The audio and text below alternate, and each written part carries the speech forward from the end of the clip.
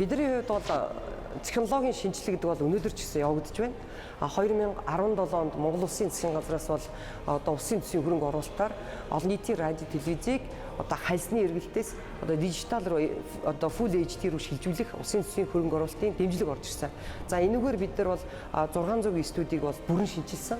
600 студи дотор бол гэрэлтүүлгийн болон одоо хальсан дамжуулалтыг бол одоо зогсоож бид нар шууд HD руу шилжүүлэх бүх одоо технологийн өөрчлөлтийг бүх камер тий бүх одоо гэрэлтүүлэг аппаратуудыг авч хийсэн гэсэн. Үүнтэй холбоотойгоор архив маань хүртэл бол дижитал хэлбэр рүү шилжиж байна гэсэн.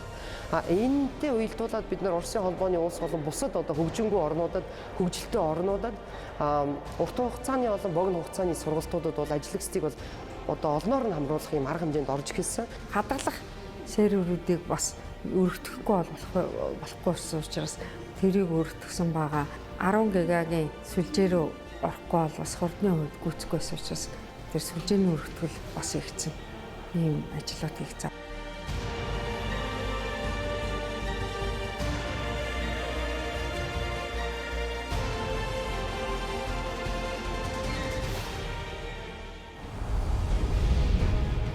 Монголын үндэсний олон нийтийн радио телевиз Оросын улманы улсын батлан хамгаалах яамны дэргэдэх зэвсэг түвшний Звезда телевиз үзүүлж байна. Халахын голд байгуулсан гавья.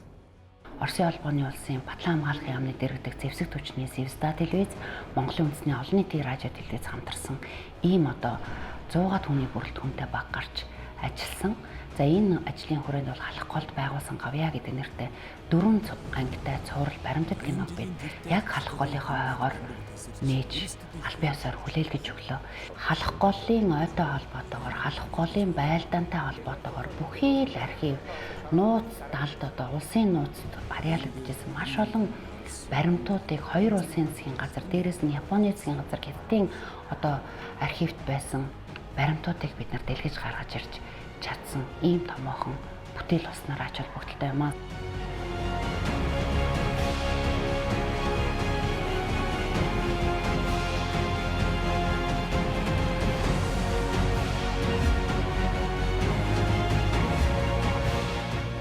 Үндсэндээ манайх өөрийнхөө дотоод болцоогоор 15-6 улаан ангит кино хийсэн байвал энэ жил бас нэг 2 кино хийлээ. Ирэх жил бас нэг 2 киногоо өгөх гээд бэлдэж чинь улаан ангитай болон нэг ангитай кино бэлдэж чинь. Тэгэхээр ер нь бол бидний том зорилго бол энэ кино урлагаар дамжуулж Монгол улсад одоо яг зайлшгүй хүргэх ёстой олон одоо ойлголтуудыг олон одоо хүмүүнлэгийн болон соён гэгэрүүлэх одоо агуулгатай мессежүүдийг оруулсан ийм кинонууд байдгийг. Чапаевын жаргал зовлон. Камерыг хараад би гайхаж байна. Ялгуулсан баатар болохын өмнө Хатан хаан Екатерина гүнгээс мэдээтэй ирлээ. Таны нэр хэм? Григори ирхэн байсан. Пабло Эскобар. Централ партнершип хөдлөж. Жон гарбууга гаргаарай. Хэрэг болох юм шиг байна. Цагаан боол.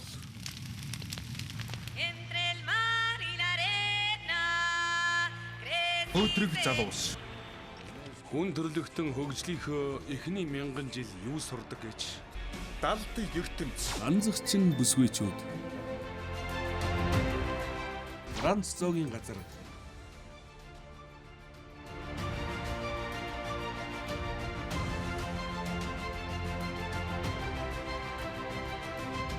Хамгийн сүүлдэхэд бол бид нар сая хавдрын больниц болон энэ одоо Монгол улсын эрүүл мэндийн засгийн газрын эрүүл мэндийн яамтай хамтраад энэ одоо хавдрын эсрэг үйл ажиллагаан дээр бол бид нар бас хамтарч оролцож байгаа. Хавдар гэдэг өвчлөлийн эсрэг хавдрыг эрт оншилдог болгохын төлөө бид бол бас олон жилийн туршид хавдрын эсрэг үйл ажиллагаа явуулж байгаа манай телевиз. Тэгэхээр энэ хүрээнд бид хөнгөвчлөх өрөө гэдэг бүрэн хэмжээний уран сайхны киноны зураг авалтыг 19 онд авч дууслаа.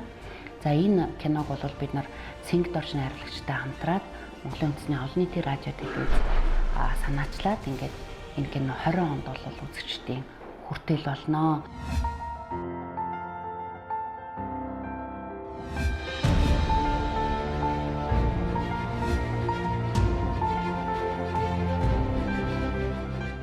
Монгол улсын ерөнхий сайд хүрэлц үхийн ивэл дор Монголын үндэсний олон нийтийн радио телевизийн зохион байгуулсан 18 дахь удаагийн ABU Robocon 2019 Mongolia амжилттай боллоо.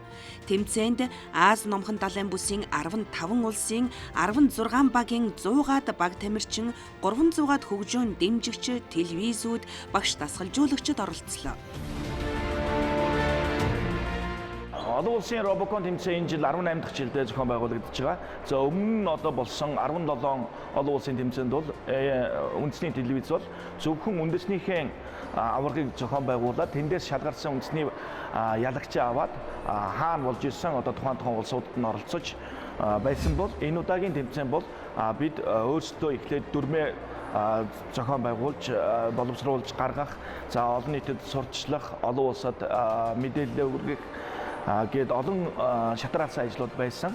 За Монголын үндэсний олон нийтийн радио телевизийн тухайд гэх юм бол энэ жилийн тухайд бол 400 гаруй гадны зочдыг хүлээж авч мөн одоо бүтэн 2 өдрийн хугацаанд ABU Robocon буюу Аз намхан далайн бүсийн орнуудыг одоо техник технологийн чиглэлээр суралцдаг, ихтэй сургууль, коллеж суралцдаг оюутнуудын дунд болдог Азийн хамгийн том тэмцээнийг амжилттай зохион байгуулж явуулсан байдаг юм а. NHK-гийнхэн бол зөвхөн өөрсдөө манай гаралтаас аваад NHK Японд дамжуулах одоо нэвтрүүлгээ бэлтжижсэн бол за манайх бол Аз намхан далайн бүсийн орнуудын өргөн нэвтрүүлгийн холбоонд зохион байгуулдаг энэ жилийн тэмцээнд бол нийтдээ 17 улсаас баг тамирчид ирсэн. Тэгэхээр 16 телевиз рүү одоо энэ нэвтрүүлгүүдийг бас бэлтгэж явуулах ийм шаардлага зүй ёсоор бидэнд тавигдсан. За энийг одоо бид бол яг одоо ном дүрмийнхэн дагуу яг өөрсдийнх нь шаардсан одоо форматын дагуу бид бэлтгэж тухайн улсууд руу явуулснараа бас онцлог байлаа.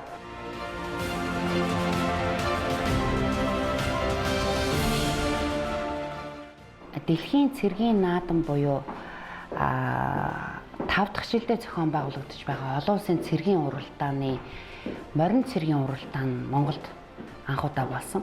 Ингээд бид энэ жил Монголыгоо дэлхийд таниулах, Монголынхоо түүх соёлыг дэлхийд одоо үзүүлэх энэ одоо төслийн хэрэгжүүлсэн олон одоо том төслүүдийн маань нэг бол энэ 10-р төсөл байсан гэж хэлмээр байна.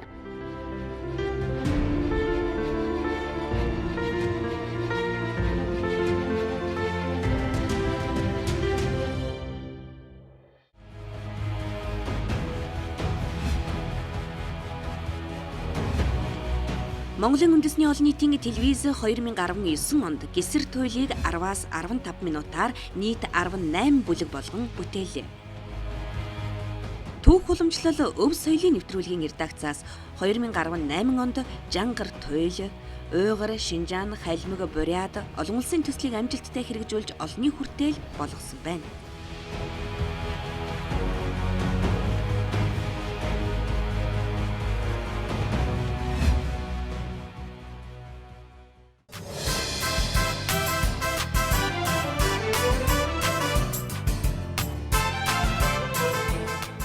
Хүүхдийн нэвтрүүлэг дээр жишээлх юм бол бүлтээхэд илдэхэ 2 гэдэг нэг хөөрхөн төсөл хэрэгжүүлээд энэ төсөл маань нэлээд амжилттай хэрэгжиж байна.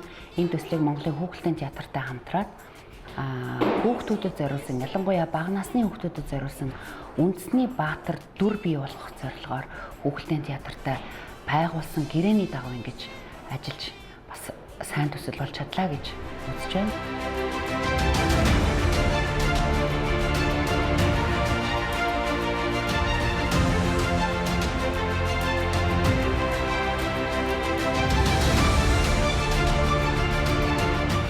Монголын үндэсний олон нийтийн радио телевиз 2019 оны 5 дугаар сарын 3-ны өдөр буюу хэвлэлийн эрх чөлөөний өдөр эрен сурвалжлах нэвтрүүлгийн бие даасан редакцийг ерөнхий продюсер Нинж Жамцахлан 5 хүний бүрэлдэхүүнтэй байгуулсан билээ. Өнөөдөр энэ баг үндэс нь 4 хүний бүрэлдэхүүнтэй ажиллаж байна.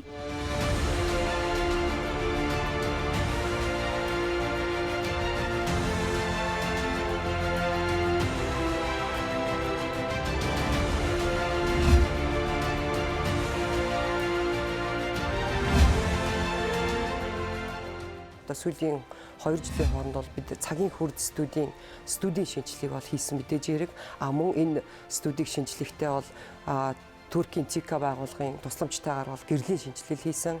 За мөн өөрсдийнхөө дотоод нөөц болцоог ашиглаж одоо дотооддоо байсан, сувгуудад байсан одоо энэ та бүхний харж байгаа видео хоолыг бол бид нар бас нэгтгэж энэ цагийн үрд одоо студид бол шинжилж янзалсан байгаа. Бид нар энэ цагийн үрдийн шинжилгээс гадна мөн тухайн өдөр явагдаж байгаа мэдээллийн контентуудыг өөрчилсөн гэсэн үг. Цагийн үрд мэдээллийн хөтөлбөр 7 хоногийн даваагаас бие гаргуудад тухайлбал даваагаар итгэхэд байгаль орчин 2 дахь өдөр эдийн засаг, за 3 дахь өдөр хууль хэрэгцээ гээд цуврал булангуудаар тухайн салбарын асуудлыг нухацтай хүндэснэ. Энэ талаар сэтгүүлчдэд мэрэгшүүлэх, нөгөө талдаа эргээд энэ бидний явуулсан цуврал сурвалжлагуудын үр дүнд гарах үр нөлөөлөл нь харьцангуй өндөр байсан.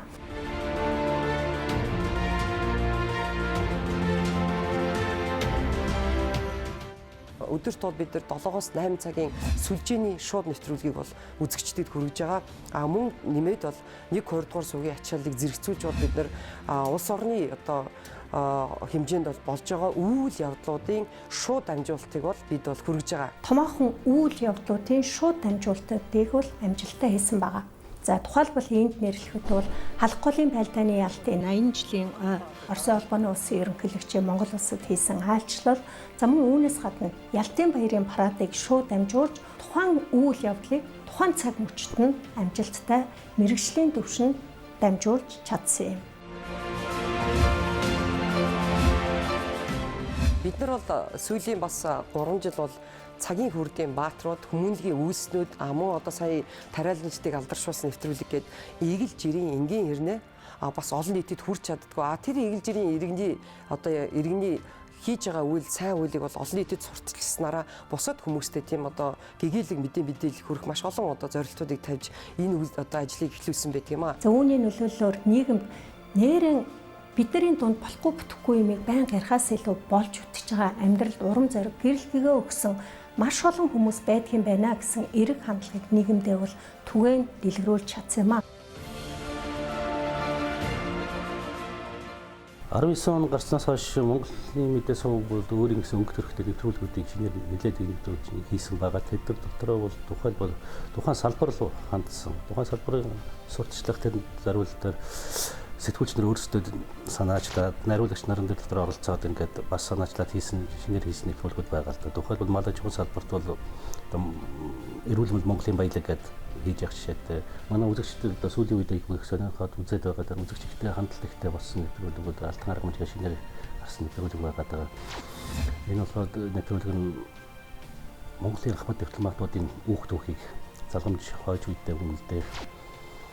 Бас тэндээс бас хүмүүс өөрсдөө дипломат гэдэг ямар хүн байдгийг бэ гэдгээс эхлүүлээд ер нь гадаад харилцааны асуудлаа бас зөв талаас нь ойлгодог, мэддэг болох болов гэсэн үгнээс энэ талаас нь бас нэвтрүүлэг бэлтгэж явуулж байна. Технологийн ертөнцид бас энэ бол бусад телевизүүдэд одоо байдаг гэж мэдэхгүй. Ямар ч үлээсэн Монголын үндэсний телевизийн 2 дугаар сувгаар технологийн ертөнцид энэ нэвтрүүлэг 1-2 дугаар сувгаар одоо хоёулан гардаг болсон.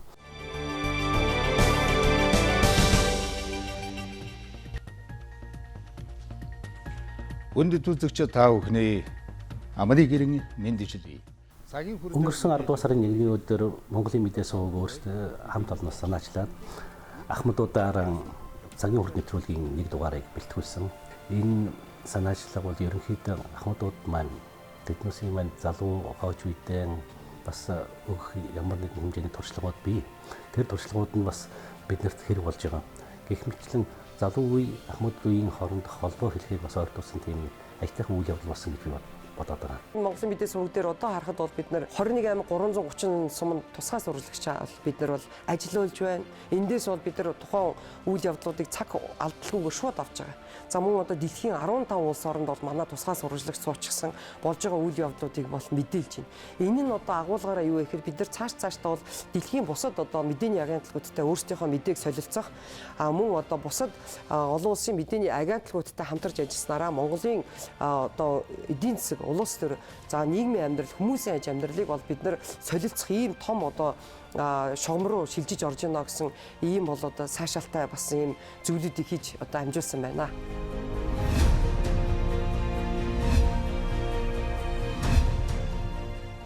За 2018 оны 3 дугаар сарын 5-ны өдөр бол одоо MNB спорт цуг маань албаёсоор нэгдэж анхны эфирээ бол одоо улс орон даяар цацаж эхэлсэн. За тэгээд манай сувгийн хувьд бол анх эфирээ цацахдаа өглөө 7 цагаас оройны одоо 24 цаг хүртэл нийтдээ 17 цагийн эфирийг одоо тасралтгүй явуулж эфирээ цацаж эхэлсэн. Тэгээд энэ хугацаанд бол одоо MNB спорт цугийнхны хувьд гол баримтсан бодлого гэх юм бол ер нь дотооддоо болж байгаа уралдаан тэмцээнийг одоо үзэгчтэй цаг алдалгүй одоо тэргүүн шуурхаа үзүүлье. Тэгээд ер нь бол одоо мэдээж хэрэг дэлхийн контентуудыг бол одоо манай бусад одоо бас ижил төрлийн үйл ажиллагаа явуулдаг спорт цугууд бол одоо гаргадаг. Гэхдээ манай MNB спорт цугийн хувьд бол гол баримтсан бодлого гэх юм бол дотооддоо болж байгаа эдгээр уралдаан тэмцээнүүдийг одоо үзүүлье.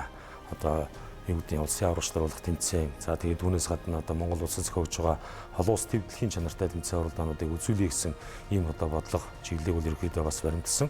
За энэ ч одоо үднээсээ бол ер нь бол одоо тэмцээн уралдааны энийг алдаагүй. Бүхэл одоо улсын аврагын тэмцээнүүдийг дамжууллаа. Монголд болсон Аз төв аврагчдруулах тэмцээнүүд, за мөн дэлхийн аврагчдруулах тэмцээнүүд, олон улсын тэмцээнүүд гэдэг эдгээр тэмцээнүүдийг бол бүгдийг үзүүллээ. За дэлхийн хэмжээний контентын хувьд гэх юм бол хөлбөмбөгийн дэлхийн аврагчдруулах тэмцээнийг амжилттай 2018 онд бол амжилттай шууд дамжуулан үзүүлсэн. За мөн одоо Сахалинны зохиогдсон Азийн хүүхдүүд өвлийн спортын наадам самбохийн дэлхийн аврагчдруулах тэмцээн, чөлөөт боксing дэлхийн аврагчдруулах тэмцээн зэрэг томоохон одоо дэлхийн хэмжээний контентуудыг шууд дамжуулан үзүүллээ. Одоо манай яг 2019 онд нийт үзүүлсэн нэвтрүүлгийн цаг болыг ингээд тооцоолоод үзэхлээр 6205 цагийн одоо нэвтрүүлгийг яг бэлтгэн үзүүлсэн байна. За үүний одоо 60 гаруй хувь нь бол одоо дан шууд дамжуулалтуудыг одоо эзэлж байгаа. За тэгээд бид бол хүүхэд залуучдынхаа сонирхдаг одоо бас спортын төрлүүдийг голчлон бас үзүүлэхийг нэлээд зорилго тавьж ажилласан. За үүний үндснээр бол одоо сагсан бөмбөгийн дээд лигийн тэмцээн, волейболын үндэсний лигийн тэмцээн зэрэг одоо тэмцээн уралдаануудыг шууд дамжуулаад үзүүлэхлээр нөгөө спортоо дагаад үзэгчдийн тоо бол одоо маш их хэмжээний болж байгаа жишээтэй. За одоо ингээд бид нэр шууд дамжуулалтаа явуулаад давхар одоо нөгөө сошиалд одоо фэйсбүүкээр одоо лайв дамжуулалт хийхэд өдөртөө одоо үзэж байгаа нэг шууд дамжуулалтын тоо 15-аас 16 мянган орчим хүрч байгаа. Энэ бол одоо бас нэг өдрийн бас дээд үзүүлэлтээр болж байгаа жишээтэй.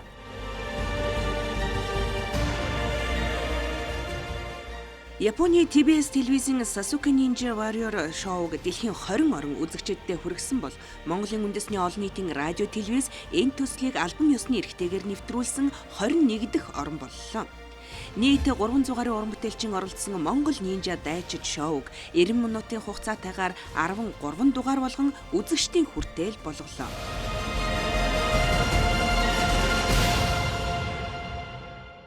Нэвтрүүлгийн хийцэн хувьд юу вэ? American Ninja Warrior бол яг энэхтэй ингэж хистори явдаг тийм ээ. Японы хол явдаггүй ч гэдэг юм аа тийм үү. Тэгэхээр Америкийн одоо жишээ нь үндсэн ритм монтажийг аваад Японы үндсэн нөгөө даалгаврууд аваад тэгээ энэ хоёрыг нийлүүлж одоо дундаас нөгөө Mongolia Ninja Warrior гаргаж ирсэн байгаа. Энэ шоуны ач тусаарч гэдэг юм уу Монголын залуучууд бол би одоо орё л да одоо бүртгүүлээд даач гэдэг юм уу те мессеж контент амар хэрэг байгаа байхгүй. Хүмүүс айгүйг сонирхоод байна гэдэг чинь энэ шоу бол Монголд бол маш их хэрэгтэй байна те. Одоо дуу хөгжим гэхээс илүү би бэлтэр эрүүл мэндэд Монголын залуучууд маш их анхаарч байна. Тэгээд энэ нь бол архуштай л зүйл. Дэлхийн шоу Монголд.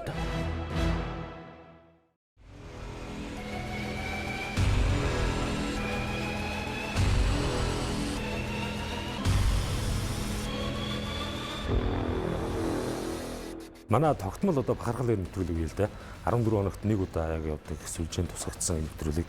Энэ нэвтрүүлгээрээ бид аль болох одоо нөгөө дэлхийд танигдсан, за Монголдо танигдсан энэ одоо алдартай тамирчтай оролцуулж, за эндгээр одоо тамирчдаар дамжуулж тийм ээ. Эдгээр тамирчдын тэр туулсан амьдрал замлыг одоо үзүүлснээр манай хүүхд багчууд тэндээс оролцож, за эргээд одоо бас энэ спорттой дуртай болох энэ спорт руу шимтэх ийм одоо бас бодлогыг баримталдаг. За Монгол Улсын төсвөөс MNB World цугийг бол нэг төсвийн санхүүжилтийг бол олон нийтийн радио телевизэд өгсөн. За энэ утгаар нь бид нар бол Монгол Улсыг дэлхийд гадаад улсад сурталчлах гэсэн энэ хуулийнхаа дагуу энэ сувгийг бол одоо үүсгэн байгуулж хийсэн. Тэгээ та бүхэн одоо харж байгаа энэ студи маань бол өмнө нь бол одоо ийм студийн зориултгүй ашиглагдаагүй байсан энэ байр талбайг ашиглаж засвар хийж бол бид нар энэ студийг ашиглалтанд оруулснараа өнөөдөр MNB World гэсэн англи хэл дээрх сувгийг бол нээж ажиллуулж байна. За MNB World сувг маань байгуулагдаад 1 жил болж байна. Энэ 1 жилийн хугацаанд хийсэн ажлуудаас 3 зүйлийг онцолж энд ярья.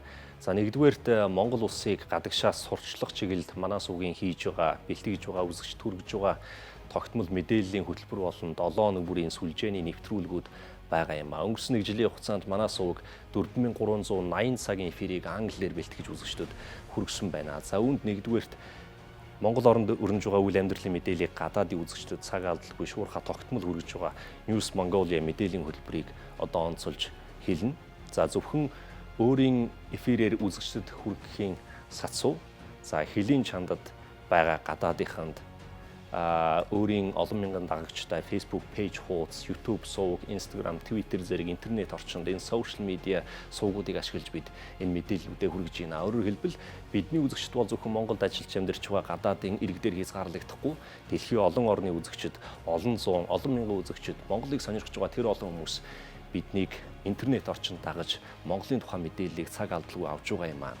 За өдөр тутмын мэдээллийн хөтөлбөрөөс гадна бид 7 хоног бүр олон 10 тогтмол сүлжээний нэвтрүүлгүүдийг англиэр бэлтгэж гадаадын үзэгчдэд Монгол улсыг сурталчилж таниулж байна.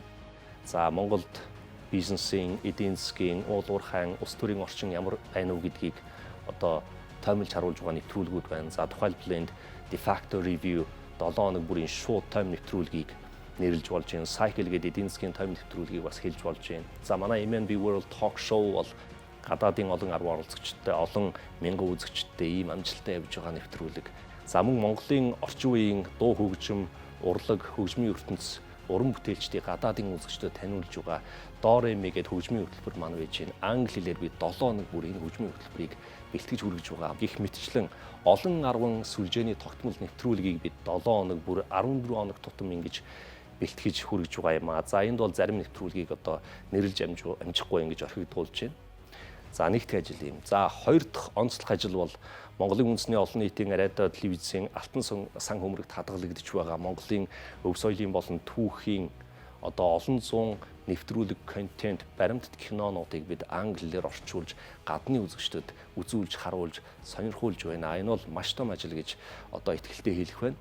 За зөвхөн одоо хуучны Монгол кино гэхэд 50 гаруй бүрэн хэмжээний киног бид орчуулж англи хадмал орчуулгатайгаар үзэгчдэд хүргэж байгаамаа. За олон ангит кино, баримтат кино, өв соёлын нэвтрүүлэг, уран сайхны кино гэдээ ярих юм бол 200-300 гаруй юм анги бүлэг одоо нэвтрүүлэг кино контентыг манай сувг одоо орчуулж гадны үзэгчдэд хүргэсэн байна. За гурав дахь ажил бол 2018-2019 онуудад MNB World сувг маань Монголын одоо үндэсний баяр наадмыг англи хэлээр улс орон даяар шууд дамжуулж үзүүлсэн. Англи орчуулга, синхро орчуулга тайлбартаагаар үзүүлсэн.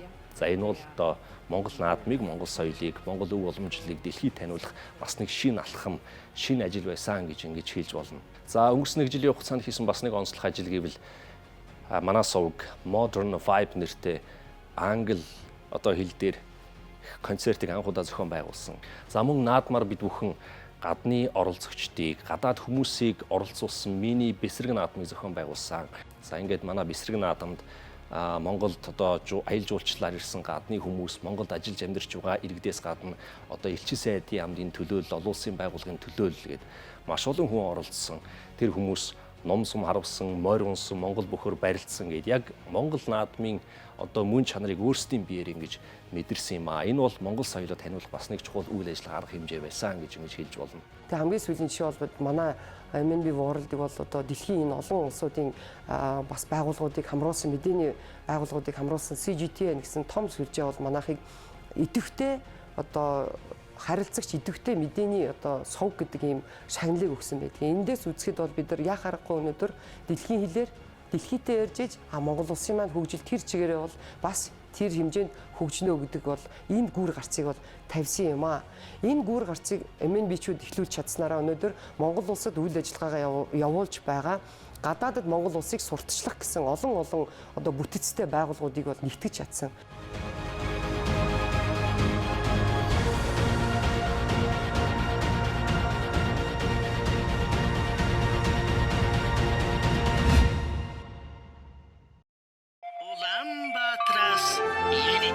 Монголын өглөө Монголын радиогоос эхэлдэг.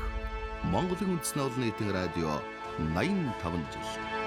Энэ жил бид радиогийн 85 жилийн холбоотойгоор 2 том арга хэмжээ зохион байгуулж байгаа. Энэ юу гэхээр тоон радио өргөн нэвтрүүлгийн тоон технологи шилжүүлэх нь гэдэг сэдвтэй олон улсын форум зохион байгуулсан. Тэгэхээр радио бол ер нь түүхэндээ олон улсын форумыг бий дааж зохион байгуулж байгаагүй. Тэгэхээр энэ бол ер нь цар хүрээнийхээ хувьд ч тэр ач холбогдлынхаа хувьд ч тэр энэ бол их том ажил. Монголын радио яаж одоо бид нар аль давуу талаа ашиглаж өрсөлдөх вэ гэдэг чинь бидний одоо өмнө тулгамдж байгаа өдөр тутмын тулгамдж байгаа асуудал мөн шүү дээ. Тэгэхээр одоо бол хуучин шиг хүмүүс нөгөө веб радиог аваад өвөртөлж яваад радио сонсдог үе өнгөрчихжээ. Тийм учраас энэ жил MNB Mongolia радио гэсэн аппликейшн бүтээлгсэн.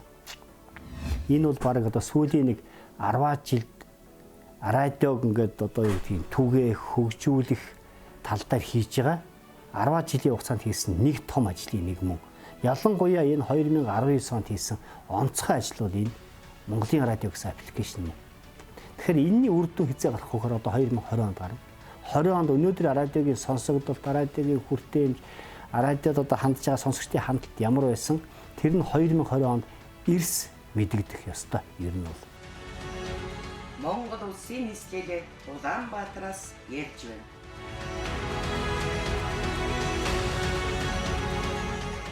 Халах голын 80 жилээ явуулсан. Халах голын 80 жилээ зориулаад бид нэр халах гол 80 гэсэн 10 цуврал, түүхийн цуврал хийсэн. Дээр нь Монголын дуу хоолой радио 5 хэлний нэвтрүүлгээр халах голын ойтой холбоотой олон цувралуудыг хийсэн. За нэр зохиолч Намсрын банзрагчийн халахын гол арманы бүрэн үйлчлэгийг бид нар энэ жил одоо ардын эмчигчийн 10 дэнгийн уншснаар явуулж дууслаа. Монголын үндэсний олон нийтийн радио 85 жил. За Атрын 60 жил болсон. Атрын 60 жил болоод ургацын талын нэвтрүүлгийн 55 жилээ гэж болоод бид нар энэ хүрээнд тариаланчтай холбоотой хамтарсан 50 цуврал нэвтрүүлэг хийсэн. Энэ бол одоо энэ жилийн одоо манай бол нэлээд тийм онцлог хэвээр контент бол энэ Атрын 60 жил байгаа. Энэ жил Монгол Хятадын дипломат харилцааны 70 жилээ тохиолсон. Энэ хүрээнд Хятадын дөрвөн сонгодог том арман гэж бий. Тэрний баруун зорцсон үлгэр буюу тансан ламын үлгэр, улаан асрын зүуд гэдэг нийтдээ нэг 120 хэвлийн хуудас 2 ном. Үндсэндээ 200 цагийн доор уншлага болж байгаа. Энэ нүгээр бид нэр сонсдог ном хийгээд алтан фондыг баяжуулсан. Тэгээ Mongolia радиогийн 1-р суугаар болон P3 радиогоор энэ хоёр арман сонсогчдын хүртээл боллоо.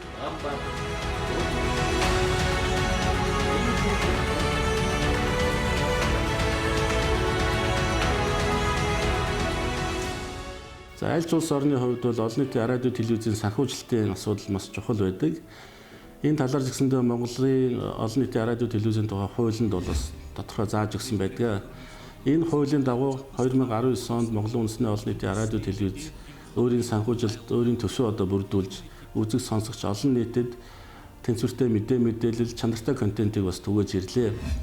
За Монголын үндэсний олон нийтийн радио телевизийн 2019 оны төсвийн одоо бүтцийг харах юм бол өөрийн орлого буюу одоо нийгмийн шинжтэй зар сурталчилгаа нэвтрүүлгийн үйлчлэгээний хөлснөөс бол 55% бол бүрдүүлсэн байна. За үлдсэн 45% бол улсын төсвийн дэмжлэгээс өөрийн одоо санхүүжилтөд бүрдүүлсэн байна. За нэвтрүүлгийн үйлчлэгээний хөлсийг Монголын үндэсний олон нийтийн радио телевиз нийт улс орон даяар байгаа цахилгаан түгээх сүлжээ компаниудтай хамтарч үзэгч сонсогч олон нийтээс хураан төвлөрүүлдэг. Одоогийн байдлаар бол Монголын үндэсний олон нийтийн радио телевиз энэ эдгээр одоо цахилгаан түгээх сүлжээ компаниудтай харилцан тохиролцсны үндсэндээ нэвтрүүлгийн үйлчлэгээний хөлсийг хураан төвлөрүүлсний хөлсөнд авдаг шимтгэлийг бас тодорхой хувь хэмжээгээр бууруулж ажиллаа. Энэ маань одоо бас эргээд үзэг сонсогч олон нийтдээ бид нар чанартай контент түгээхэд санхүүжилтийн бас тодорхой хувийг манай өөрийн орлого тодорхой хувиар нэмэгдэхэд бас чухал нөлөө үзүүлсэн ийм он жилүүд бас өнгөрч байна.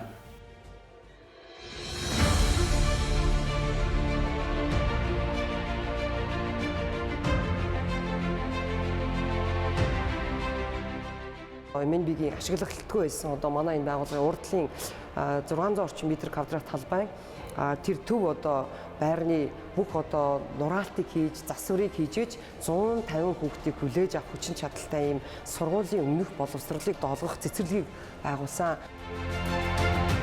Тэгээс 3 жил бол бид одоо тасралтгүй үйл ажиллагаагаа явж байна. Жилд нэг 100-аас 130 хүүхдийн хооронд одоо өнөөдөр бол авж байна. Мэдээж тавьж байгаа зорилгоо бид эрүүл орчинд эрүүл хоолгос мэдээж сургуулийн өмнөх боловсролыг олохдоо чанарын өндөр түвшинд олох ёстой гэсэн ийм одоо зарчмаар ийм бодлогоор ажилласан байдаг юм аа. Ингэснээрээ бол манай хүүхдүүдийн тэр тутмаа одоо ажил маань бараг 50-60% нь бол яг дотроос өөрийнхөө хүүхдүүдийг өгж байна. Мөн мэдээж эрг Баянгол дүүрэг болон Чингэлтэй дүүргийн яг тойргийнхоо одоо оршин сууж байгаа хүүхдүүдийг бол хүлээж авч сургуулийн өмнөх боловсролыг бол олгож байгаа.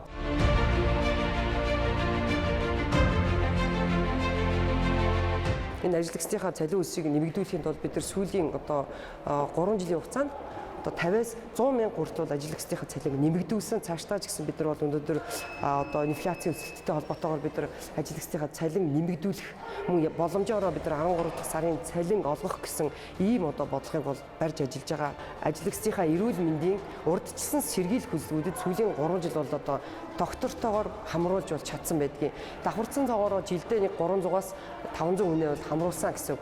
Монголын үндэсний олон нийтийн радио телевиз бол тодорхой хугацаанд дунд хугацааны хөгжлийн стратеги хөтөлбөртэй ажилладаг.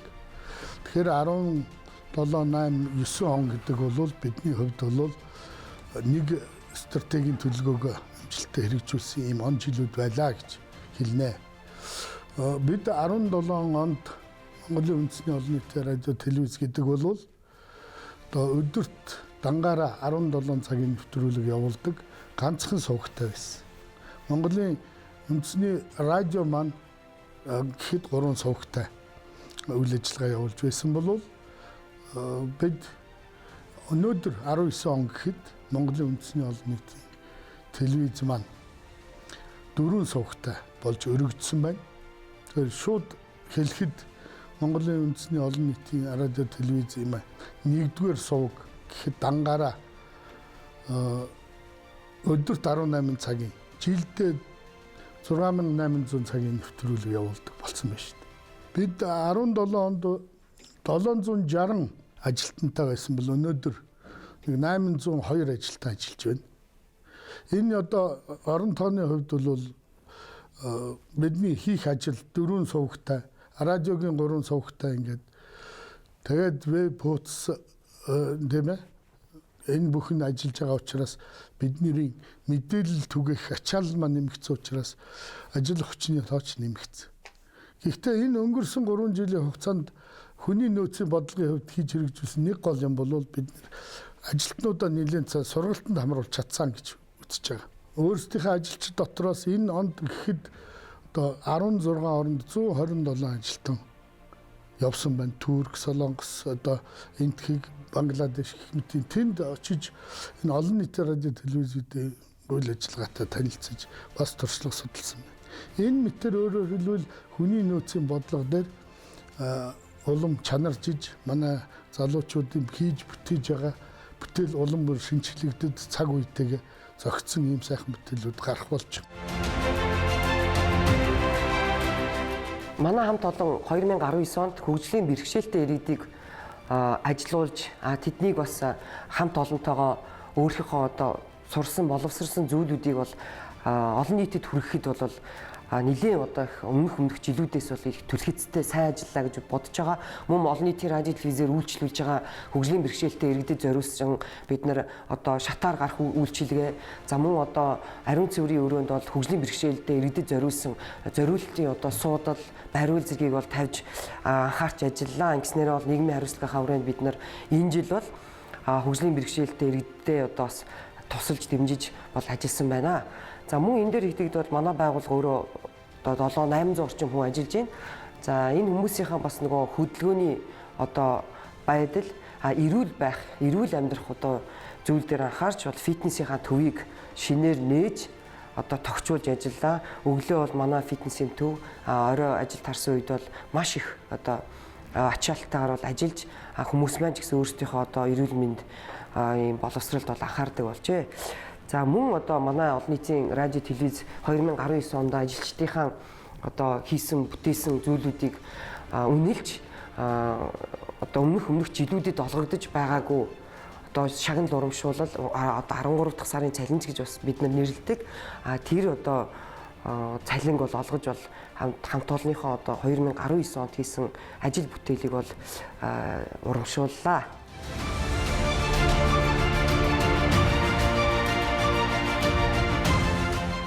Өнгөрсөн жилхэд улсын төсвийн одоо хөрөнгө оруулалтаар бид нэр эхний лагсаас манай Монголын үндэсний олон нийтийн радио, телевиз болон энэ 6 дугаар бичил хороол руу орсон төв магистрал одоо газар доорх шугамыг сольсон байгаа.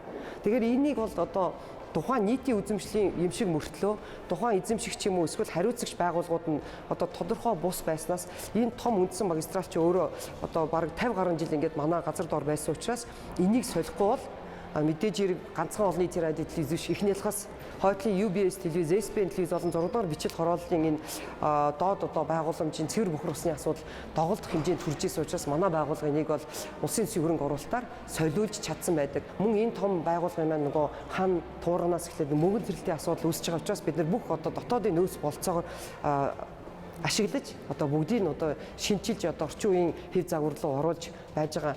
Нэг нь бол 50 гаруй жил болцсон хуучин байшин барилга байгууламж, нөгөөх нь 30 гаруй жил болцсон дээврийн одоо ус алдах аюулууд маш их байсан учраас энэ өнгөрсөн одоо жилийн хугацаануудад бол энэ бүх одоо дээврийн засварыг бол хийж гүйцэтгсэн. 2020 онд бол үндэсний олон нийтийн радио телевизийн хамт олон бол хамгийн нэгдүгээрт бол энэ одоо хайсан архивыг дижитал архив руу шилжүүлэх гэсэн маш том зорилгыг бол тавьж байна. 2017 оноос өмнөхийг бол хайсан дээр байж гинэ гэж ойлгож байна. Тэгэхээр энэ 2017 оноос өмнөх хайс гэдэг бол үндсэндээ манай үндэсний олон нийтийн радио телевизийн 50 жилийн бүтээл гэсэн үг. Монголын түүхийн бас 50 жил гэсэн үг байхгүй юу? Энэ хөгжлийн асуудлаар энэ одоо маш олон зүйлүүдийг багтаасан энэ хайснуудыг бид нар дижитал болгож хөврүүлэхгүй бол одоо бол нөгөө тайс өөрөө удах тусмаа бол хатдаг, тасардаг, мөн одоо хадгалтын онцгой горимд байж идэг учраас ямар нэгэн эрсдлүүдээс хамгаалж яахын тулд бол бид энэ нэвтрүүлгүүдийг яаралтай дижитал шилжүүлэх одоо шаардлагатай болсон. 2019 он Монголын үндэсний олон нийтийн радио телевизийн үндэсний зөвлөлийн хувьд бас шахуу ажилтай жил болж өнгөрч байна. Одоо өнгөрсөн онд бол хуулийн дагуу бол бид улиралдныг л хуралдах ёстой. Одоогийн байдлаар бол 8 хурал хийчихэд байна. За он гарахын өмнө бол ахаад уралдах бах. Ер нь бол үндэсний олон нийтийн радио телевизийн цаг үеийн болон одоо төлөвлөгөөт ажлууд явц байдлаас хамаарат шаардлагатай үед нь үндэсний зөвлөл хуралдаж байгаа. За үндэсний зөвлөл энэ онд гишүүдийн хувьд бол шинжлэгдсэн. Манай үндэсний зөвлөлийн бол шинээр хуульч туршлагатай улс төрчид за түнчлэн Монголын үндэсний олон нийтэд радио телевизэд хуучин ажиллаж байсан сэтгүүлчид гэх мэт энэ шинэ хүмүүсээр хүч нэмсэн.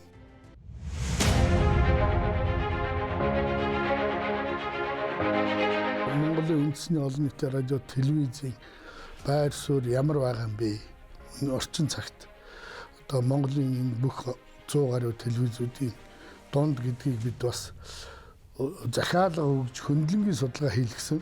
Нийт үзэгчдийн бол 66.7 хүн MNB буюу Монголын үндэсний олон нийтийн телевиз.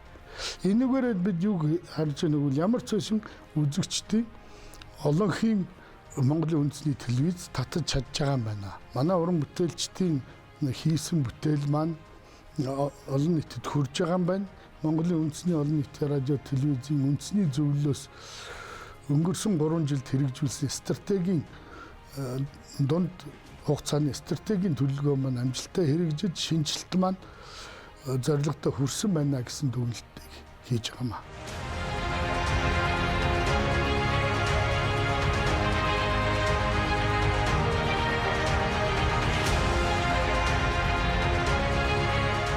За бид нар бол туршлага судалсан. Вьетнамын телевиз дээр очлоо, BBC дээр очлоо.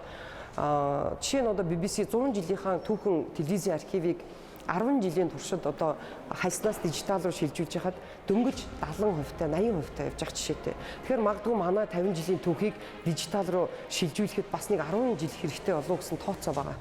Өнөөдөр бол өөрөө төрийн бодлогоор тийм ээ. Энэ одоо Монгол улсын 50 жилийн түүхэн архивыг хайснаас дижитал шилжүүлэхэд хамтарч оролцохгүй бол манай дотоодын нөөц олзоогоор хийх бол бас боломжгүй байгаа юм аа. Тэгэхээр би одоо эх онуудад бол ерөөсөө энэ байгууллагынхаа халсын архивыг дижитал шилжүүлэхэд бүх нөөц болцоогоо ашиглан 2020 оны гол төлөв бол мэдээж хэрэг Токио 2020 Олимпийн наадам. За энд одоо бүх анхаарлаа манай телевизийн удирдлагууд одоо бүх анхаарлаа бол ийшээгээ чиглүүлж байна. За Олимп хүрэх зам гэдэг зураг нэвтрүүлгүүдийг одоо шинэ он гаргаад явуулж эхэлнэ. За тэгээд манай Винтер спортын газар боловсрол сонирхол ухаан спортын яамтайгаа хамтраад ер нь одоо Олимпиад оролцож байгаа тамирчид маань эрхээ одоо хэрхэн яаж авч байгаа юм тийм ээ. Олимпиад оролцож байгаа тамирчдад одоо чухам юу шаардлагатай байгаа, манайх Олимпиад амжилт үзүүлэхэд одоо юу хийх хэрэгтэй байгаа гэх зэрэг одоо нэвтрүүлгүүдийг бол бэлтгэн үзүүлнэ гэсэн ийм одоо төлөвлөгөөтэй ажиллаж байна да.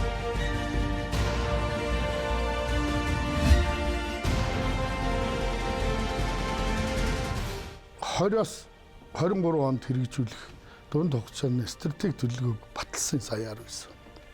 Өөрөөр хэлбэл ахаад 3 жил бид юу хийх юм бэ гэдэг. Энийний дагуу 20 онд хийх ажлуудаа одоо төлөвлөж байна. Цаашдаа энийг хэрэгжүүлэх ажлыг одоо он гарангууд хийж эхэлнэ. Энэ дотор бол бидэнд томоохон зорилтууд бол тавигдж байгаа.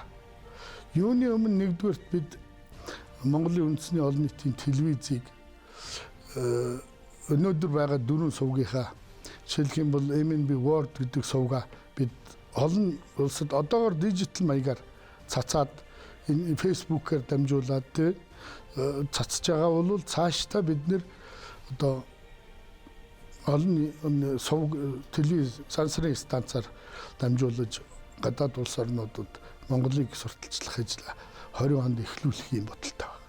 Гэр бүлийн сувг шинээр нэг шаардлага зүй ёсоор тавигдчих байна. Хүүхдүүдтэй, залуучуудаа эцэг эхчүүд зориулсан тусгай сувг гаргаж байж бид өнөөдөр хүүхдийн хүмүүжлийг багаас нь төлөвшүүлэх бодлогыг Монголын үндэсний олон нийтийн телевиз цаашаа авч явах ёстой гэж бодож байна. Тийм ч учраас бид шинэ сувгийг 5 дахь сувгаа бол 20 онд нээх ийм том зорилтыг тавьж байна. Энэгээрээ бид нийт нэвтрүүлгийн ахаад 18 цагийн хоногт 17-аас 18 цагийн ачаал бид нэр дээр ирнэ. Энэндээ бид 30% нь хүүхдүүдэд, 30% нь залуучуудад, 30% их эцгүүдэд зориулсан маш одоо үндэсний соёл заншил хүмүүжлийн онцгойч холбогдолтой энэ сувгийг бий болгохгүй л өнөөдөр Монгол хүүхдүүдэд одоо иж бүрэн бодлого хөргөх энэ хүмүүжлийн сувг байхгүй наа гэж үзэж байгаа. Хөгжлийн чиг хандлага бол Монголын үндэсний олон нийтийн радиоч телевизч төр төрөлдсөн байдлаар байгаа шилжиж энэ өөрийнхөө үйл ажиллагааны цар хүрээг өргөжүүлж явах хэрэгтэй гэсэн байр суурийг үндэсний зөвлөл барьдаг, энийгээч барьж ажиллах болно. Засгийн газрын өмч мэдэлд байсан радио телевизийг олон нийтийн радио телевиз болгоё гэдэг хүсэл мөрөөдөл эрмэлзэл бол манай үе үеийн сэхэтнүүд телевиз радиогийн сурвалжлагч нарт байсан шүү дээ. Тэгээ энэ хуулийн төслийг бэлдэх ажлыг 2000 оноос хойш хийж эхлээд 2005 онд бол батлагдсан. Ингээд 5 оноос хойш өнөөдрийн бараг 14-5 жилийн хуулийн хэрэгжилтийг явцсан харахад бол нэгдүгээрт энэ хууль батлагдах нь цаг үеэ олсон зөв юм байжээ, зөв алах юм байжээ гэдэг нь бол харагдж байна гэж би бодож байгаа. Засгийн газрын мэдэлд байсан, засгийн газрын одоо үүрэг даалгавраар, засгийн газрын бүрэн санхүүжилтээр, засгийн газрын томилгоогоор ажилладаг байсан телевиз засгийн газрын хяналтаас гараад олон нийтийнх болж байна гэдэг нь өөрөө их чухал юм аа. Тэгэхээр олон нийтийн өмч гэж юу юм бэ гэхээр зөвхөн одоо яг радио телевизээр дээр тайлбарлаа ярих юм бол энэ нийт Монголын ард түмний өмч. Энд ажиллаж байгаа хүмүүс энэ олон нийтийн радио телевизийн удирдсан үйл ерөнхий захирал бол Монголын нийт 3.2-3.3 сая хүнд үйлчилж явах хэвээр хүмүүс болчиход байгаа байхгүй юу. Тэгэхээр зорилго нь ч гэсэн тэр хүмүүсийн хариуцлага ч гэсэн хүлээх үүрэг нь ч гэсэн өөр болж байгаа. Монголыгаа таниулсан, Монголыгаа дэлхийд таниулсан, дэлхийг монголчуудад таниулсан ийм нэвтрүүлгүүд одоо их хийдэг болоосоо гэж мөрөөж байсан. Ямар ч байсан хийгдэж байна. Улсын төсвийн хөрөнгө оруулалтаар үндэсний радио телевизэд бол ихээхэн хөрөнгө оруулалт хийсэн. Цаашдаа ч гэсэн хийх хэрэгтэй байна. Олон нийтийн радио телевиз өнөөдөр ч гэсэн монголчуудын хамгийн үзэх дуртай телевизийн сувг байгаад байна гэдэг чинь бол энэ үүргээ биелүүлээд байна гэсэн үг. За хууль санаачлагчид, хуулийг батлагчид бидэнд нэг одоо том хүсэл эрмэлзэл мөрөөдөл байсан. Энэ бол одоо танин мэдхгүй юм. Соён гэгэрүүлэхийн телевиз болоосоо л гэсэн мөрөдөл байсан. Ер нь олон нийтийн радио телевиз анх байгуулагдсан тэр цагаас эхлээд олон нийтийн хүсэл зорилго, тэмүүлэл бас соёлд иргэн шилдэн тус болох юм зорилготойгоор байгуулагдаж ажиллаж эхэлсэн. Анхны ерөнхий захирлын хувьд өнөөдрийн контентуудыг, өнөөдрийн үйл ажиллагааг хараад би сэтгэл маш өндөр байдаг.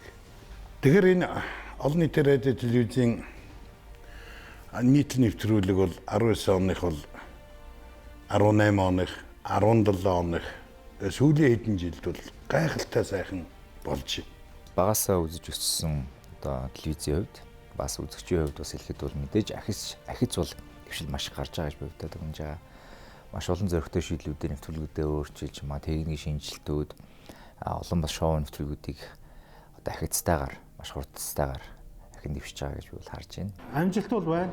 Одоо жишээлбэл одоо миний нэлээд сүүлд үзсэн бол одоо тэр Ninja дайчин бол их ажгүй контент болсон, бас entertainment салбарт хийж байгаа бас нэг том амжилт гэж хэлж болно. За телевизийн олон ангит одоо бие даасан кинонуудыг бас хийж байгаа байна. Урд нь бол одоо тусгай салгаа, хэцүү анги гэх мэт. Тэгээд ийм олон кинонууд гарч ирсэн бол сая бас их олон үзэгчтэй ийм хит кинод бас нэлээд олон хийх шиг боллоо. Бас киноны хувьд бол нэлээд гайгүй өөрчлөлтүүдэд харагдсан юм шиг байгаа. Жишээ нь Пабло Эскобарын тухайн кино гаргацсан баахан хилэмж болоод нэлээ л дээ. Гэхдээ тэр одоо шинэ яга болдгоо юм. Үндэсний олон нийтийн радио телевизийн бусад телевизүүдээс нэг ялгардаг зүйл байдаг. Тэрний үхээр зэрэг мэрэгжлийн илүү өндөр түвшинд өгдөг.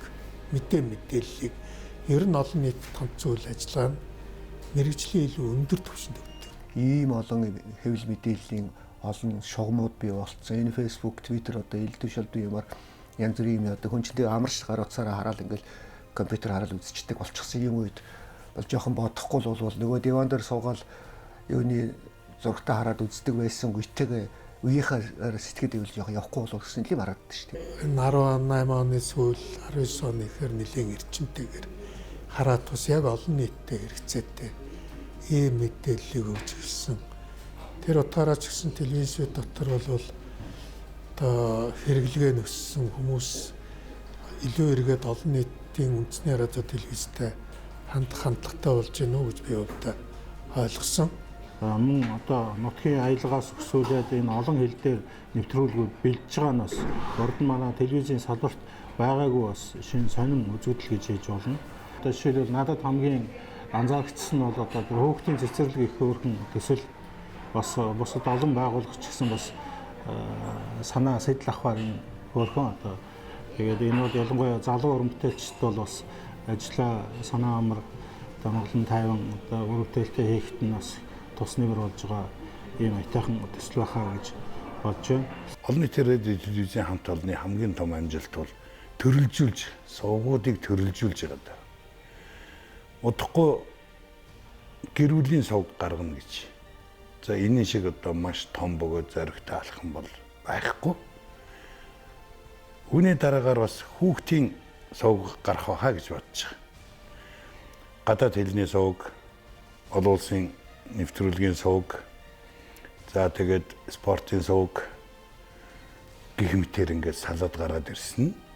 Энэ байгууллагын хамт олонны амжилтын үндэс мөн. MNB гэр бүл гэсэн сувгийг нээхэр бол бэлтгэл ажлыг бол базааж байна. Хүмүүс яагаад өнөөдөр MNB-г энэ олон сувгийг нээгээд байгаа юм бэ? Ямар нэгэн одоо өргүү зардал гаргаад байгаа юм биш үсттэй гэдэг ийм асуултыг ч тавьж ийн болгоомжлолч байгаа. Энэ бол Монгол улсын өөрийн төр засгийн бодлого, өөрөөр нийгмийн хамгаалалт хөтөлбөрийн яамтай хамтраад Монголын үндэсний олон нийтийн радио телевиз бол гэр бүлийн сувгийг бол нээхэр бэлдэж байна гэж ойлгож байна. Энэ гэр бүлийн сувгаар дамжуулаад бид нэр тухайн гэр бүл, тухайн хүүхдүүдэд зориулсан тусгайлсан одоо нэвтрүүлгүүд, програмуудыг үзүүлэхэд одоо зориулж гаргах гэж байна гэсэн. Тун удахгүй MNB гэр бүл буюу MNB family гэсэн ийм сувгийг бол үзэгчдэд бас бэлэг барьж өгөх гэж байна.